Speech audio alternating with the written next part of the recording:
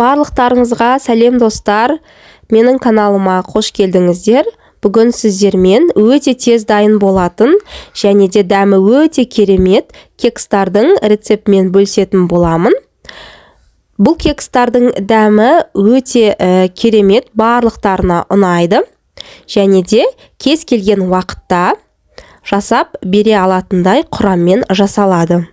Менімен бірге видеоны соңына дейін көріңіздер және видеоны өткізбей мұқият қарап отырыңыздар. Мен сіздерге барлығын түсіндіретін боламын.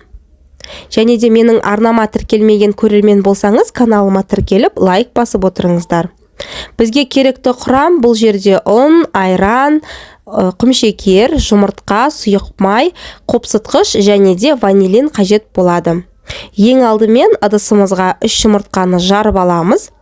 Бұл кексқа ешқандай да миксер қажет емес, жай ғана венчикпен араластырсаңыздар да кекстарыңыз өте әдемі және көтеріліп әдемі болып піседі.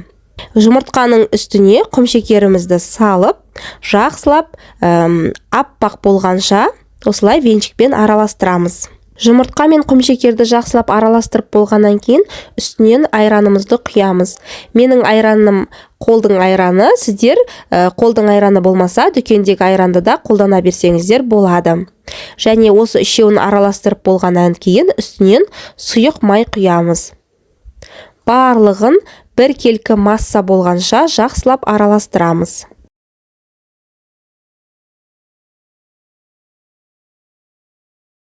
Сұйық ингредиенттерімізді араластырып болғаннан кейін, енді құрғақ ингредиенттерімізге келеміз.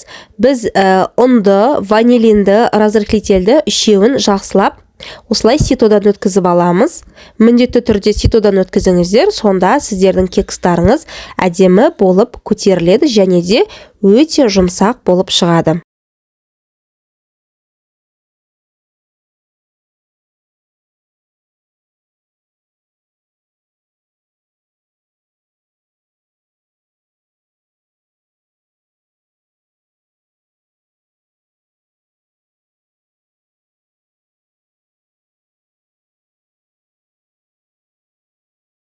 Сұйық массамыздың үстіне құрғақ ингредиенттерімізді қосатын боламыз.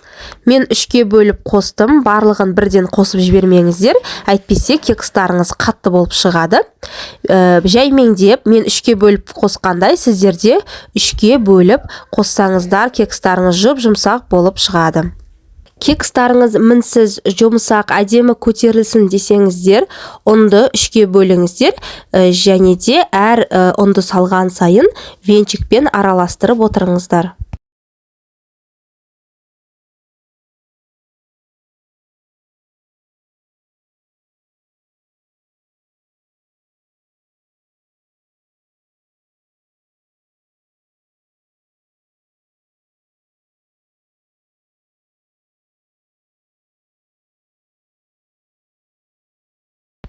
Қамырымыз дайын, қаймақ тәріздес, қатты қою емес, қатты сұйық емес, орташа қалыптағы қамыр шығады бізде. Енді осы қамырларымызды арнайы формаларға құйып шығамыз.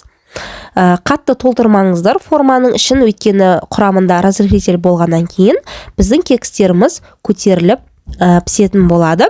Осылай орташадан құйып пісіріңіздер. Және де алдын ала қыздырылған пеште 180 градуста 15-20 минутта пісіп шығады.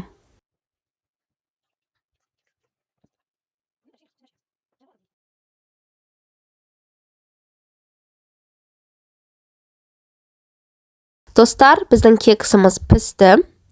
Құрамында ванилин болғаннан кейін иісі өте керемет болып тұр. Кекстің піскен-піспегенін осылай ағаш таяқшамен тексерсеңіздер болады. Егер құрғақ болса, онда кекстарыңыз пісті деген сөз. Өте жұмсақ және де осындай силикон формалар өте ыңғайлы, тез алынады.